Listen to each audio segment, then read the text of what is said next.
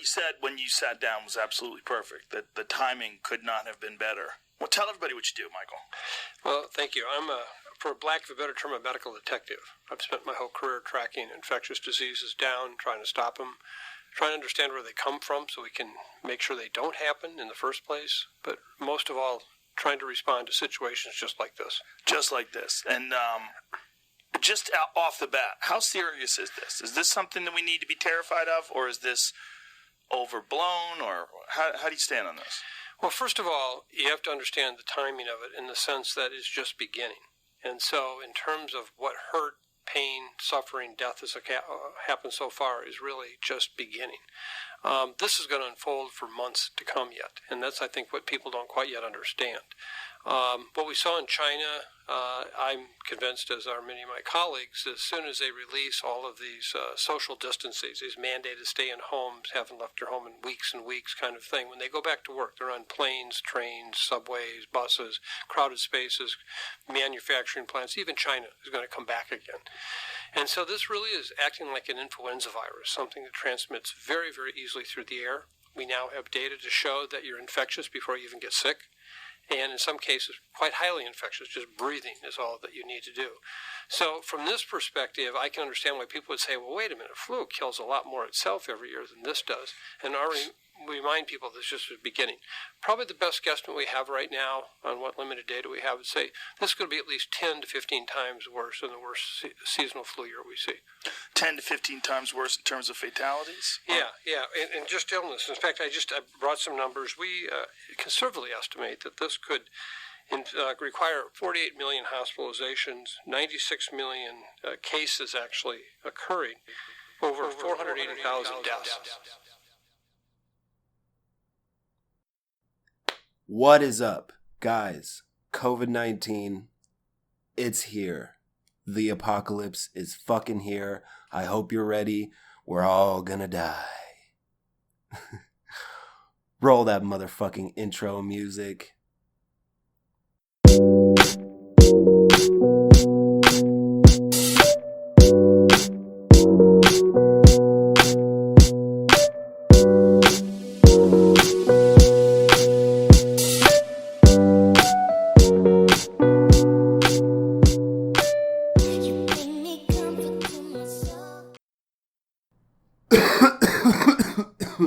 Yes, I'm coughing like a motherfucker. Not anymore. I did have it. You guys, I caught the fucking bug. I was down in the depths of COVID-19. I saw the motherfucking COVID-19 demon, and I faced his ass with all my Germ-X, all my toilet paper, and my fucking Dayquil, and I defeated that piece of shit. I stand victorious against the coronavirus, and you will not take me down once more. What's up, guys? It is true. I had the coronavirus. It was really shitty, and I thought I was gonna die, but I'm good now. I didn't actually think I was gonna die. I just couldn't breathe for the fucking life of me. I couldn't get a breath, which makes sense because it's a bronchial disease. It affects the lungs in a very high rate. So I'm good. Let me get a drink of water. I'm all good. I thought I'd just hop on, do another podcast. For some fucking reason, I keep doing these things, even though nobody listens. But check this out. I was at work, and a dude came up to me. He said, "Oh, man, I really like your podcast." He listened to my latest episode, and he told me about a part in the episode that he liked, so I actually know he fucking listened. Shout out to you, man. I forgot your name, but you know who you are. You work in bakery a lot. And I like you. You're a cool guy. And anybody else that listens, I appreciate it. But most days I feel like I'm talking to myself. But that's okay. The world is freaking out right now because of the COVID-19 coronavirus. And I do just want to say that there is a lot of false information and misleading information going around on the internet, especially on Facebook. It's crazy how this all happened, and all of a sudden everybody is an infectious disease expert all of a sudden. They're giving out advice on Facebook like, bitch, you work part-time retail. I don't think you're qualified to be giving out medical advice on Facebook. But we all know that everybody on Facebook, especially in the comments, everybody turns into an expert on whatever it is they're talking about. So it's best not to question these Facebook experts, you guys. They know what they're talking about. So we need to just take all advice from them, all advice in every sector of life. We just need to go to the Facebook comments. If you get your information on this whole new disease off Facebook and you're freaking out, you deserve to freak out. But it's something that we should be taking serious. If you listen to the first 2 minutes, the beginning of the podcast, I put a little snippet from a very intelligent man at the beginning. He knows what he's talking about. It doesn't sound that great, I know, but this is the reality, and that's what we need to accept. Everything you see on the media, like CNN and like I said, on Facebook, on the internet and shit. Do you guys not remember that anybody can put anything on the internet? That doesn't make it true. If I put a picture on the internet and I edit the picture so that I have a 4-foot penis, does that mean I have a horse dick?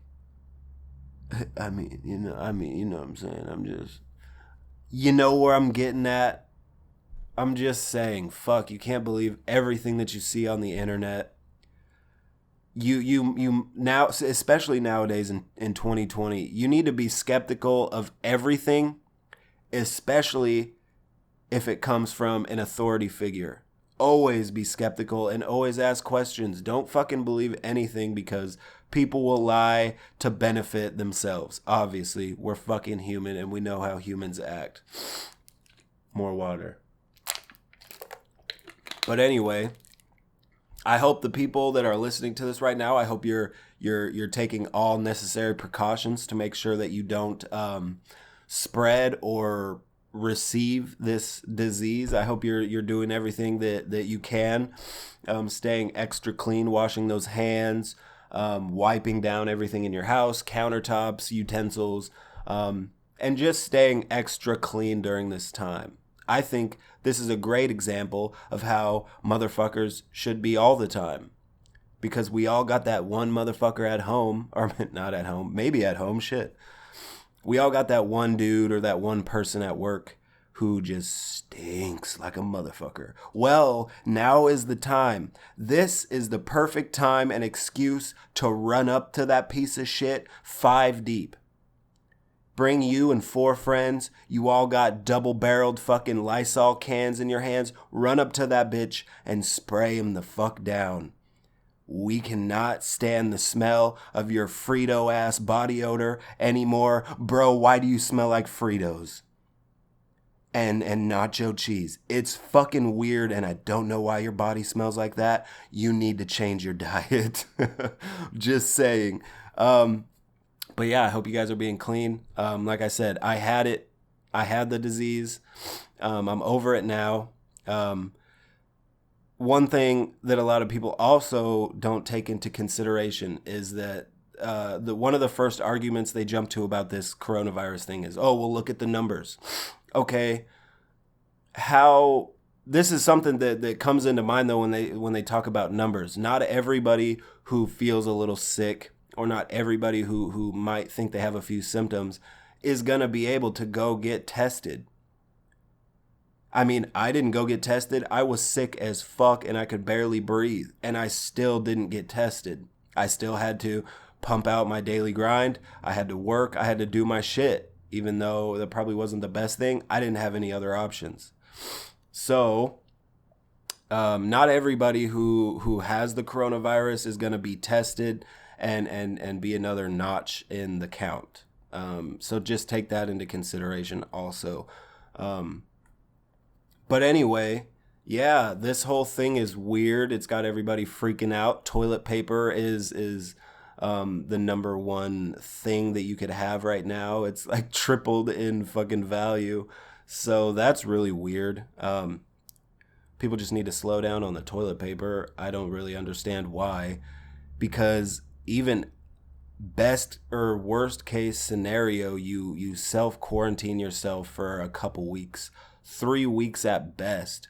Why do you need 300 rolls of toilet paper for 2 weeks, bro, when you normally go through 1 roll a week? It doesn't make sense. Are you shitting more than ever now? I just don't get it. And I know there's been numerous and countless memes on this whole toilet paper thing, but it's a really good question. Why is toilet paper the thing you run to? I'm just really confused. Anyway, I hope you guys are doing great. Besides this whole COVID-19 thing, things aren't that bad. So let's get into some dumb shit, I guess. Let's see, I'm going to jump on here really quick. Get on my YouTube account. I don't remember. Oh, I do remember. My last episode was titled Becoming Emo. Okay, the last episode, I remember what I was talking about. So today, I have, I guess, another little fucking story on how I'm not going to title this one again because I already have a video titled How I Ended Up in Missouri, How I Ended Up Out of Missouri, pretty much. This is another How I Ended Up Back in fucking Missouri again. So what I'm talking about is this time over the last 7 years. I moved back to Missouri like over 7 years ago. It was in 2013. It's been a little over 7 years now.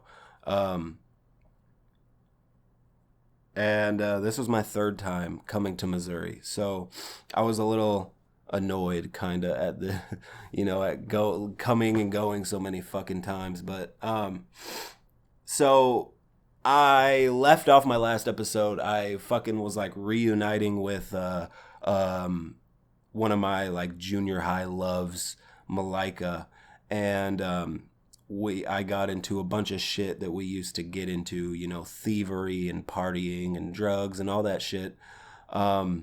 And the downstairs neighbor, who she probably used to fucking go for that little bit of chronic that we got from that. So I hope all that choking on that big black dick was worth it. You hoe. Just kidding. I don't know. You probably were a hoe. You were a hoe for sure. Anyway, so we did a lot, and we ended up breaking up. I don't exactly remember how or why we broke up this time, but I do remember her little fucking deceiving ass. Her ex-boyfriend, the one that she had previous to me, his name was Zach too. Go fucking figure. This was a tall ass, like milk chocolate skinned fucking dude, pretty, big. He's got muscles. I ain't got no muscles. I don't know if you've seen my body type. I'm trying to work on my muscles now, but I'm a rather slender fellow. Hey, shout out to the gay fellow. But I'm a rather slender dude, right? So it was a little intimidating when he came over, and I found out they were hanging out. We got into like an argument one day, and I found out they were hanging out because he lived in like an apartment complex down from ours. And found out they were hanging out. We got into a fight, whatever. He came up, and we were cool. We used to be friends in school, and I didn't know that until, way after the fact. But I was kind of a bitch. You know what I mean? I was kind of like the jealous boyfriend. I was like, yo, fuck you. You know what I mean? You ain't shit.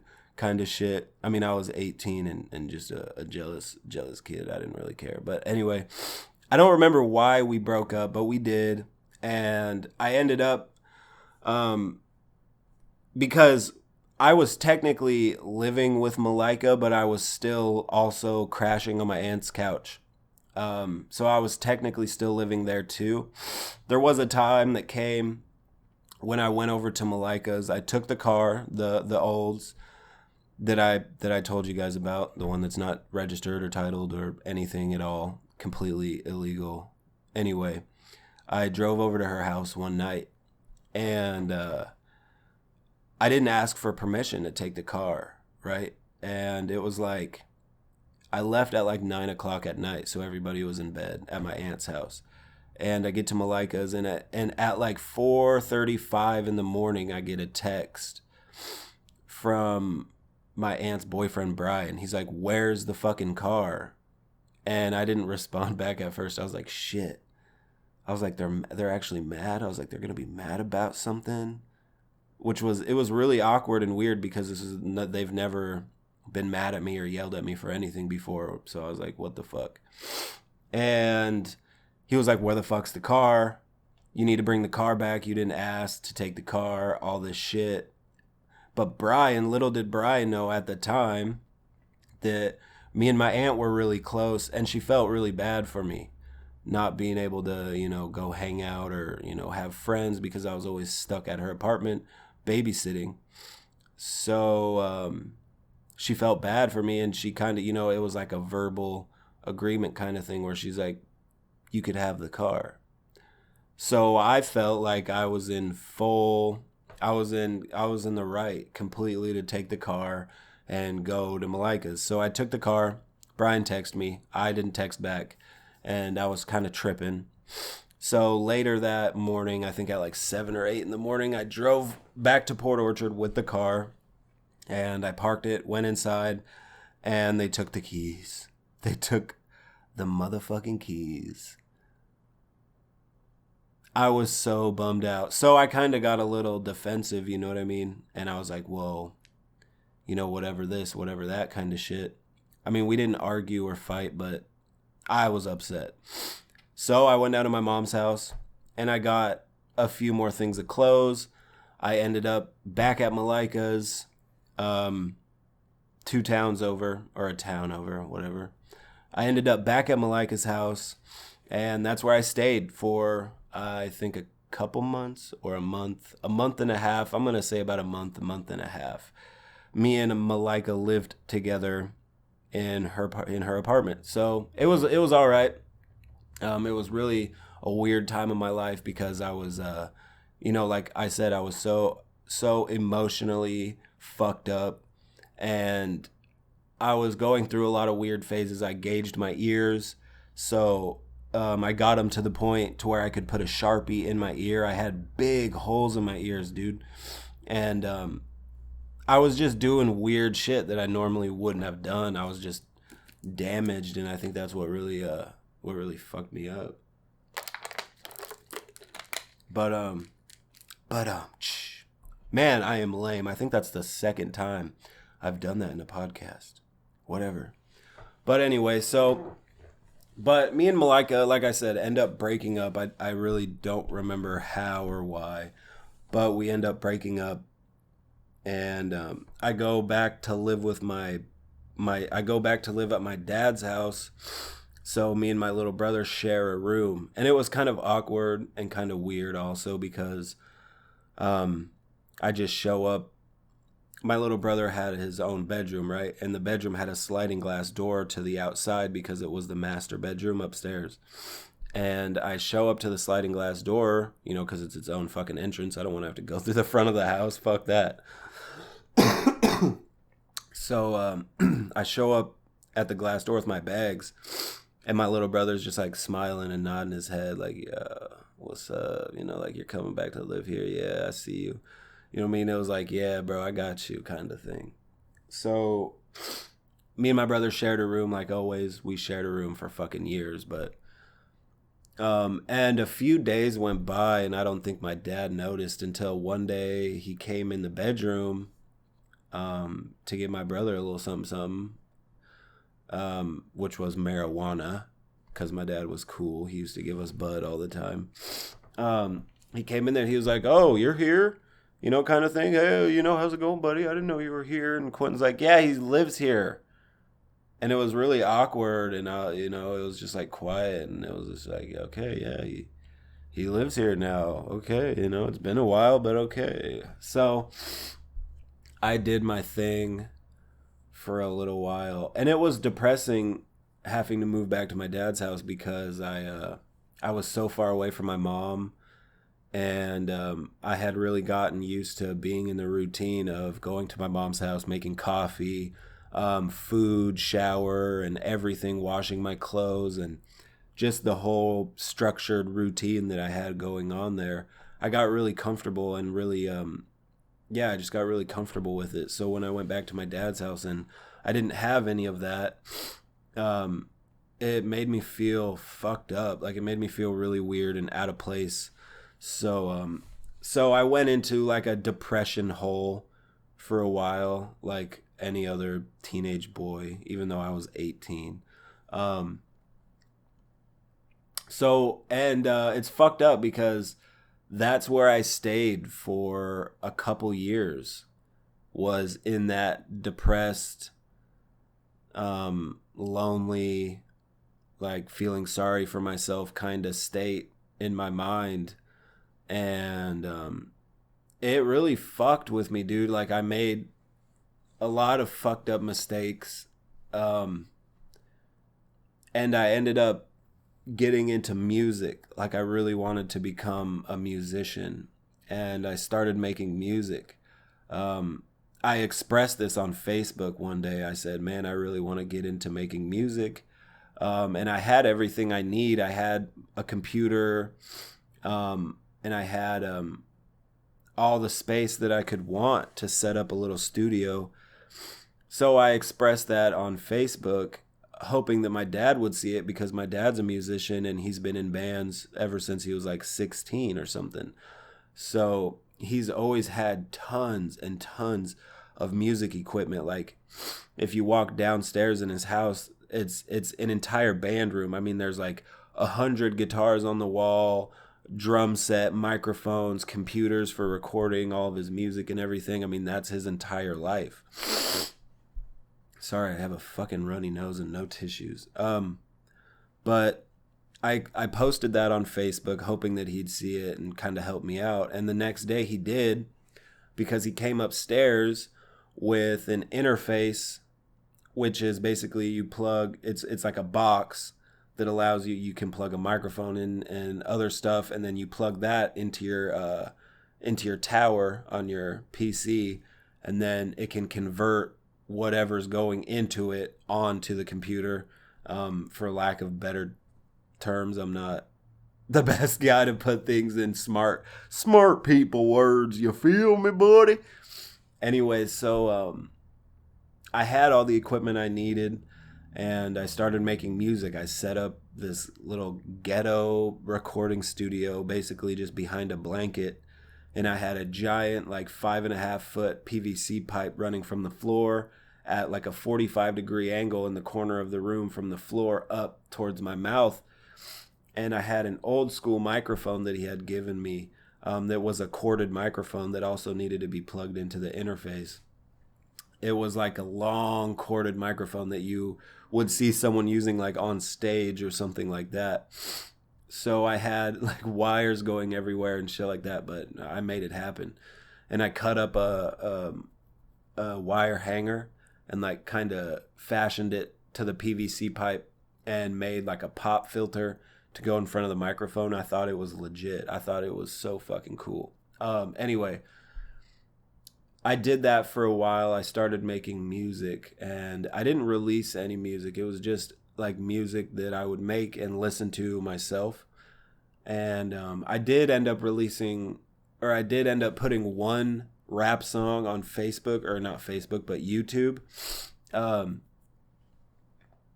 What's it called? Oh, it's the Rooftops remix by Wiz Khalifa, Zach T. Hines, or Zach Nasty. I don't remember what I went as. Probably Zach T. Hines. Definitely Zach T. Hines, all one word. If you want to find that freestyle, it was a freestyle. It's on YouTube.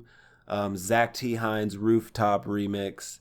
It's cringy, but it's the first piece of music that I ever released, and Every time I hear it, I just smile. But anyway, let's not get happy here, right? I was sad. We're talking about me being fucking sad and depressed, god damn it. So I spent, a couple years from about 18 to 20 at my dad's house, just doing my thing, being depressed, smoking a ton of weed. And during that time, I'm in contact with my child's mother. And we start, like having feelings for each other again and shit like that after Apollo got out of the house and everything. And I mean, even to this day, it's 2020 and they're still not divorced because neither one of them want to pay the $500 fucking to file the divorce. So they're still technically married. But yeah, and this is kind of similar to other times that I just jumped up and went to Missouri. I jumped up one day kind of, but this one was more planned. I kind of collected things for a couple weeks, like because I was coming down in the summertime and I have allergies. So I collected allergy medication and like toothpaste and deodorant and like ibuprofen and just simple shit like that to have in my bag when I come down to Missouri, because I 100% knew that when I arrived in Missouri, I was going to have nowhere to go, nobody to turn to, no place to sleep or lay my head or anything. So I wanted to make sure that I was prepared, and I packed for this trip as if I was backpacking across the fucking United States, right? I had one bag, like one hiking backpack, one of those long, tall hiking backpacks. It has metal rods that go up the back of it to help support all the weight. And I filled that. I just had clothes and shoes and supplies. And then I had a tent rolled up really tight going across the top of the backpack. So I legit looked like a hitchhiker walking down the road. Like you'd see my pack and my rolled up tent and everything, and you'd be like, oh, that guy's a fucking, that guy's a drifter, that's what I look like. So, but this time my mom and my brother took me to the Greyhound station because this one was more planned out. I bought a Greyhound ticket, and they took me to the Greyhound station, and we're sitting there waiting for the bus. And I start to get really fucking sad because over the last couple years, me and my brother got so close that I could fucking tell you the next time he was gonna fart or blink, or burp or get up to take a piss. Like, it was really insane how close we were. So it was, wow. That was inappropriate. But anyway, it started to get emotional. And the bus pulled up and everything. We had to go get in line, and like started to get really emotional. My butterflies were intense and I couldn't breathe. And then we all just started crying and shit because I didn't know if I was ever coming back, because I was like, yo, this time I need to make something happen. So we said our goodbyes and everything, and it was a very emotional thing. And I got on the bus, and I'm all just like, like getting on the bus and shit, and everybody's like looking at me like, yo, what a fucking pansy. We're just trying to go to the next fucking town, and this dude's crying and shit. But and then the bus takes off, and there I go on my journey from Washington, Seattle. Why did I say it like that? Seattle, Washington, all the way to Kansas City, Missouri. Look at your fucking maps. That is a long fucking drive, my dude. That's like over halfway across the country. Long fucking drive. So it was a 2.5, 3-day bus ride without a shower, only getting, like 30, 45-minute pit stops. not getting to fucking shower was the biggest fucking thing, dude, because there was some stink fucking people on that bus. But I'll tell you what, I met this one dude on that bus, and I still remember him to this day. And we're friends on Facebook, so you know it's official and legit as fuck. So I met this dude named Shin. You spell his name Szin, and his last name is Bone, Bone. His motherfucking parents named him Shinbone. What the fuck is that? But he was a cool ass dude, and we pretty much sat next to each other the entire ride. But it's actually really funny because when I got to where was it? I got to this town that was like a 400-500 miles away from where I left, Seattle. And I started to have second thoughts about going to Missouri.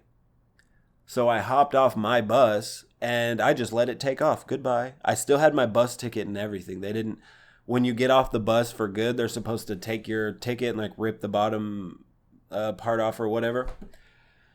But they didn't do that. I kept my ticket. I got off and I was at this Greyhound station in, I don't remember the name of the town. But it was really far away, and it's really weird. And anyway, I called my mom, and I'm just like, Mom, I don't know, you know what I mean? And then, I was on the phone with her for a little bit, hung up, and there was no other bus coming until the next morning. After I decided, I was like, yeah, I made a mistake by getting off my bus. I shouldn't have done that. I went to the ticket lady, and I told her that they kind of just took off without me. And I was supposed to be on that bus, and I showed her my ticket, and she's like, wow, yeah, I apologize for that, and everything. Like she made it their fault, even though I got off the bus on purpose and wasn't going to get back on. So that was really cool. But the catch was that I had to fucking stay in this town for a whole night. And this was a pretty big town, like, tall skyscraper buildings. And the Greyhound station was right down the street from the Strip, right? And the Strip was like notorious for gay bars. And I had no fucking idea because I'd never been there before. So I'm walking around this town at like 9-10 o'clock at night in the summer. So it's nice and warm, but the sun's gone down and it's dark. Goddamn coronavirus. And I'm walking down the Strip, and there's like people whistling and like saying shit, and like one guy smacked my backpack, and I was like, what the fuck is going on? I want to get the fuck out of here. This place is weird. And I turn the corner and I walk a little bit further, and this dude was like, bro, did you just come from, around that corner? I was like, yeah. He's like, you good? I was like, yeah, bro. He's like, dude, he's like, we avoid that strip. He's like, all the businesses on that strip for like a whole block is nothing but gay bars. He's like, dude, we avoid that because those gay guys get pretty aggressive when they've been drinking for a while. And I could tell, they were starting to get really aggressive because I had to walk back up that motherfucking strip because I'm stupid and I forgot. I don't know. But I walked around the town for a while after that and ended up back on the strip to walk back towards the bus station. So it was a really fun, eventful night. Getting stuck there. There's so many things that went down that night that it's hard to cram pack it all into one episode that I'm trying to keep really short. But really quick, I saw a black guy smack the shit out of a crackhead. I saw 2 hookers get in this black pickup, and then they literally went 50 yards in the clear parking lot from where he picked them up and stopped and fucked them in broad, in the open. Like, I could not fucking believe that he didn't just fuck them in the parking lot outside of his car. Like, he was being that, what's the word I'm looking for? He was being that obvious about it. So, and then I also saw people shooting up in this alleyway. I don't know if they were shooting up dope or if they were shooting up heroin, but they were shooting something. They definitely did not have diabetes, and they weren't checking their blood sugar. So there was a lot that went down that night. And for most of the night, I was at the bus station on this bench, just sitting there, because the only thing that I fucking had, and remember, this was back in 2013, I think. So there were cell phones out, but I was a broke kid who had to pay for everything myself. So I never really fucked with touch screens besides one time before that. And I had a flip phone, like a shitty flip phone with like a QWERTY keyboard. That's how I was communicating with people. So I was very fucking bored that entire night. But eventually the bus came. I got on the bus. And we were back on the motherfucking road to Missouri. But this podcast is running into 35 motherfucking minutes, 36 minutes. So I'm going to go ahead and end this shit right here. This was not a bad episode. It went okay. What do you guys think? It was shit? Yeah. Yeah, you're right. It was pretty shitty. But anyway, during this whole COVID-19 thing, just stay clean, I guess. Wash your fucking hands. Be courteous of the people around you, and shit like that. I wanted to say something about those masks that everybody wears, because the doctors say that those masks don't prevent anything. What they do prevent is, if you are sick, put on the mask and it'll help prevent spreading the disease. Now, if you aren't sick and you're wearing a mask, it's not going to prevent you from getting sick. That's not what those masks are meant to do. So, y'all can take your fucking masks off. I just want to say that, because it's really annoying seeing so many people wearing masks thinking it's going to prevent them from getting sick. That's not the intention of those masks. Just an FYI, my homie. But anyway, I fucking love you. If you're actually listening to this podcast and you listen to it all the way through, you're a motherfucking trooper, and I appreciate the shit out of you. I will shit on you, though. Don't fuck with me. I will poop on you, bro. I'm just playing. Love you guys. Go tell your mom that you love her. Go tell your dad that you love her. Go tell everybody that you love them, because you never know when it will be your last day from this motherfucking COVID-19. Anyway, until next Friday, peace the fuck out. I love you guys. Peace the fuck out. I keep dropping shit, and I'm trying to get the fuck out of here because I got shopping to do, and I need to go prep like everybody else, because apparently this is the end of the motherfucking world, and I don't have anything except like 12 packs of seeds to start a motherfucking garden. And right now isn't the best time to have a green thumb. The weather isn't really permitting me to have a garden, so god damn it. Anyway, goodbye. I'm getting off of here. Have a fantastic fucking day. And remember, stay clean.